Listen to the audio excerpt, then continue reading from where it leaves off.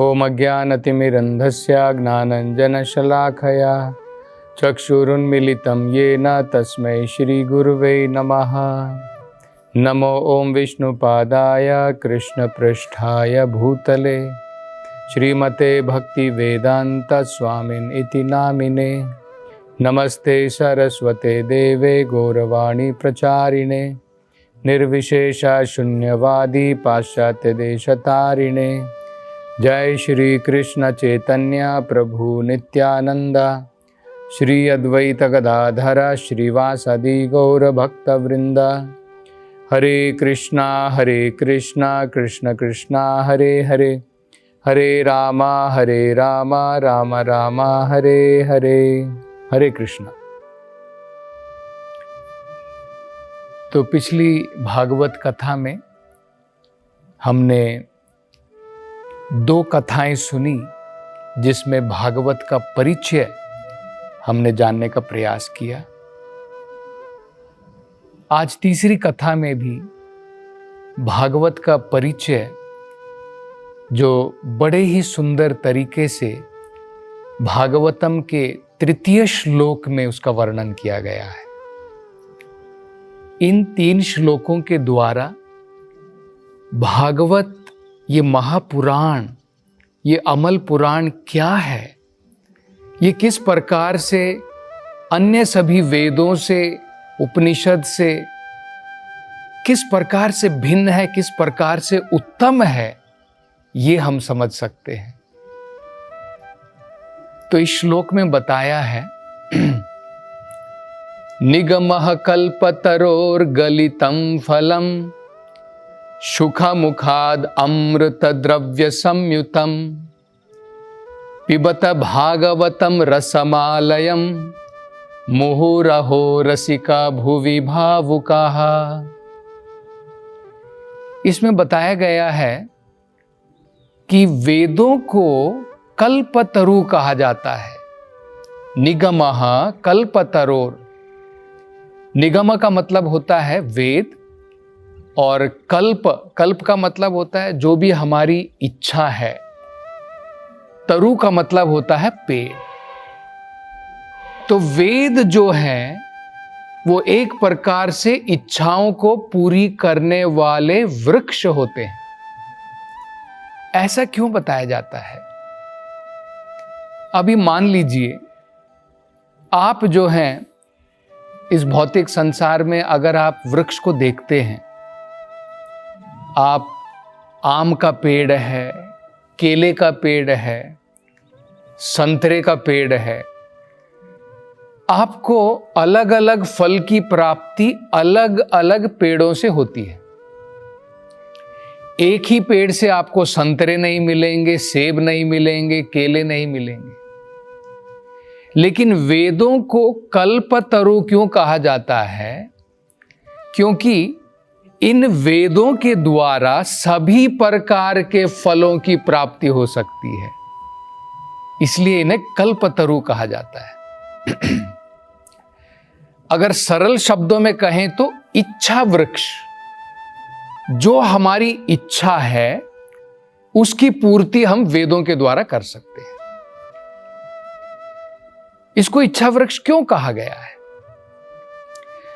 मानव जीवन में हमारी 2 प्रकार की जरूरतें होती हैं। एक है भौतिक जरूरतें और एक है आध्यात्मिक जरूरतें। जो भी हमारी जरूरत इस भौतिक संसार में शरीर के लिए होती है उसे भौतिक जरूरत कहते हैं, और जो आत्मा की संतुष्टि के लिए होती है उसे आध्यात्मिक जरूरतें कहते हैं। तो वेदों के द्वारा ये दोनों जरूरतें हम पूरी कर सकते हैं। दोनों के अंदर में हम फलों की प्राप्ति कर सकते हैं। कि अगर वेद इच्छा वृक्ष हैं तो श्रीमद् भागवत इस इच्छा वृक्ष का पका हुआ फल है।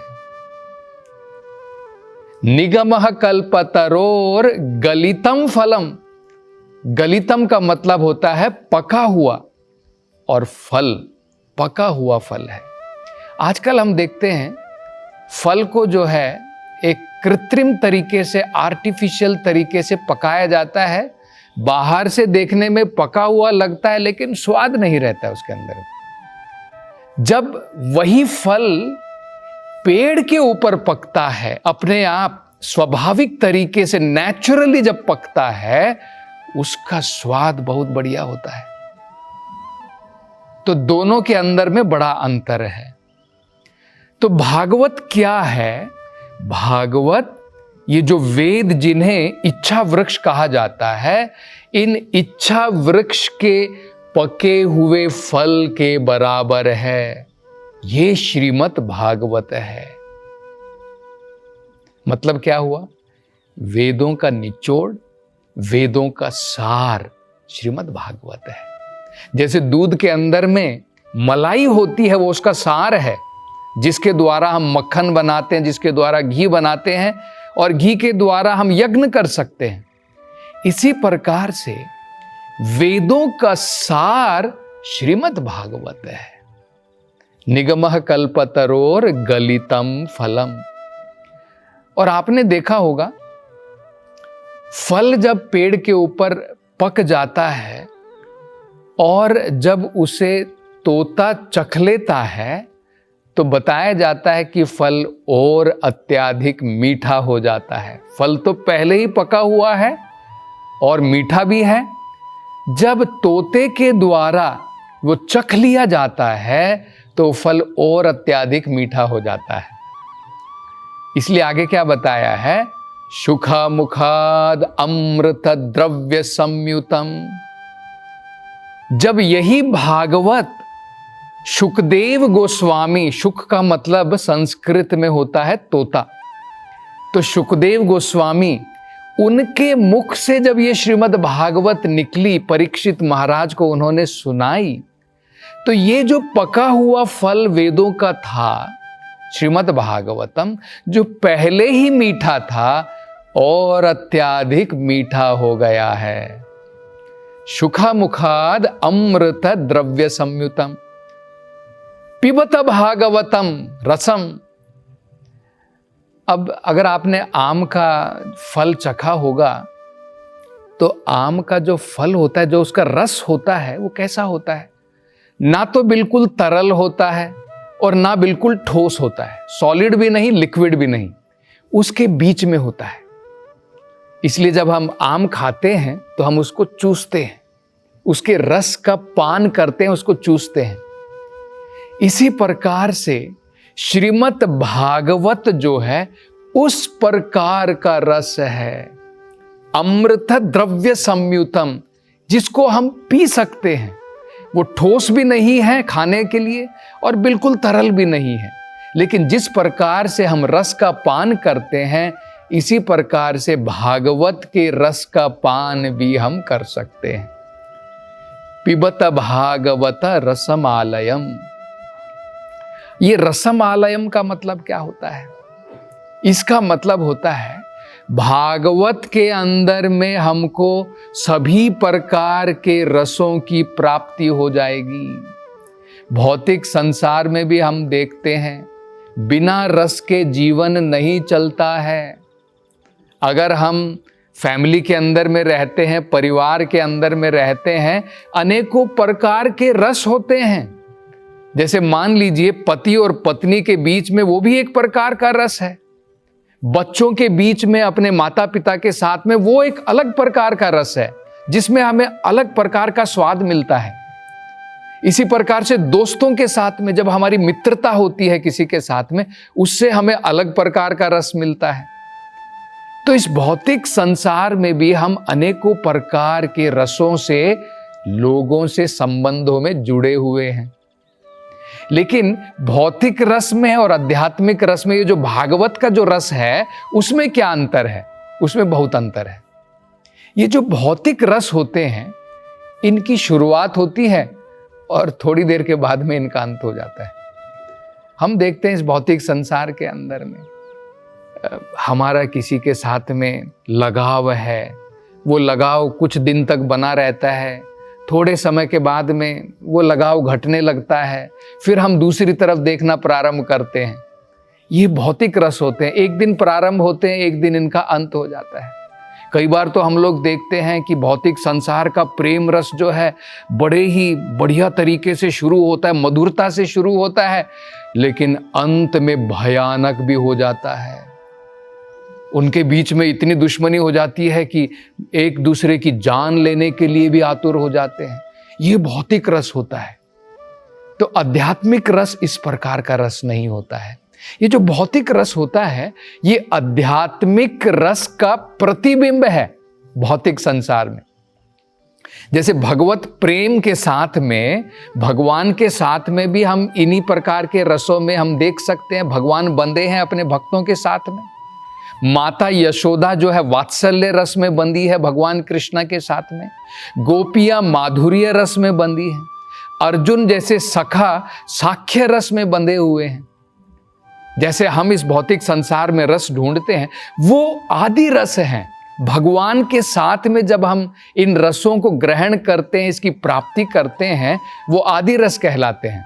भौतिक संसार में इसका प्रतिबिंब मात्र है। जो प्रेम भगवान के साथ में हम करते हैं इन अलग अलग रसों में, इस भौतिक संसार में वो काम वासना है। वही प्रेम बदल करके भौतिक संसार में काम बन जाता है। तो काम के जो रस होते हैं उसमें स्वाद नहीं है, प्रेम के रसों में अत्यधिक स्वाद होता है। तो ये जो है भागवत के बारे में बताया है कि जो भी आध्यात्मिक रस होते हैं, जो सनातन रस हैं, जिसके द्वारा हमारा जीवन जो है आनंद से भर सकता है, ये सारे रसों की प्राप्ति हमें श्रीमद् भागवत महापुराण के अध्ययन से मिल सकती है। तो कितना महत्वपूर्ण है कि हम कम से कम कलयुग में इतने सारे वेद तो नहीं पढ़ सकते हैं, इतने सारे उपनिषद नहीं पढ़ सकते हैं, लेकिन उनका सार हमारे लिए बताया गया है। तो उसके सार को ग्रहण करके जो भी भगवान के साथ में आध्यात्मिक रस होते हैं, उनकी प्राप्ति हमें श्रीमद् भागवत से हो सकती है। तो हमें क्या करना है? दो चीजें बड़ी महत्वपूर्ण है। एक ये कि हमें श्रीमद् भागवतम बड़े ही निष्ठा के साथ में सुनना है। ध्यान पूर्वक, ध्यान लगा करके, मन लगा करके भागवत कथा हमें सुननी चाहिए। दूसरी, हमें भागवत कथा सही जगह से सुननी चाहिए। जिस प्रकार से हम देखेंगे, वेद व्यास ने भागवत कथा सुनाई सुखदेव गोस्वामी को, सुखदेव गोस्वामी ने भागवत कथा सुनाई परीक्षित महाराज को, और उसी सभा में सूत गोस्वामी ने ये कथा सुनी, और यही सूत गोस्वामी बाद में शौनक आदि ऋषि को नैमिषारण्य में यही कथा बताते हैं। ये क्या हो गया? ये परंपरा हो गई। इस प्रकार से परंपरा में अगर हम भागवत कथा सुनेंगे, तो जिस प्रकार से आप जब दवाई लेते हैं तो दवाई शरीर के अंदर में काम करती है, इसी प्रकार से इसकी जो पोटेंसी होती है, जो इसकी ताकत होती है, वो हम प्राप्त कर सकेंगे अगर हम भागवत कथा इस प्रकार से चेन में, डिसिप्लिक सक्सेशन, या जिसे कहते हैं गुरु परंपरा, इसमें अगर हम सुनेंगे। दूसरा महत्वपूर्ण क्या है? हमें क्रम के साथ में भागवत कथा सुननी है। ऐसा नहीं कि पहला स्कंद नहीं सुनना है, दूसरा स्कंद नहीं, सीधे पहुंच जाओ दशम स्कंद में, और दशम स्कंद में भी जहां पर भगवान की रास लीला चल रही है उसके बारे में समझना नहीं। सुखदेव गोस्वामी ने सबसे पहले दशम स्कंद थोड़ी दे दिया। सुखदेव गोस्वामी ने प्रथम स्कंद, द्वितीय स्कंद, तृतीय, धीरे धीरे जब हम इस प्रकार से क्रम से बढ़ेंगे, तब हम आत्म साक्षात्कार कर सकेंगे। तब भगवान के बारे में, भगवान के रास नृत्य के बारे में हम सही प्रकार से समझ सकेंगे। ये दो चीजें अगर हम करेंगे तो भागवत हम जो है आराम से समझ सकेंगे। तो आज की इस कथा के साथ में भागवत परिचय यहीं पर समाप्त होता है, और अगली कथा में अब भागवत में जो है किस प्रकार से भागवत कथा प्रारंभ होती है, इसकी चर्चा अगली कथा में करेंगे। हरे कृष्ण।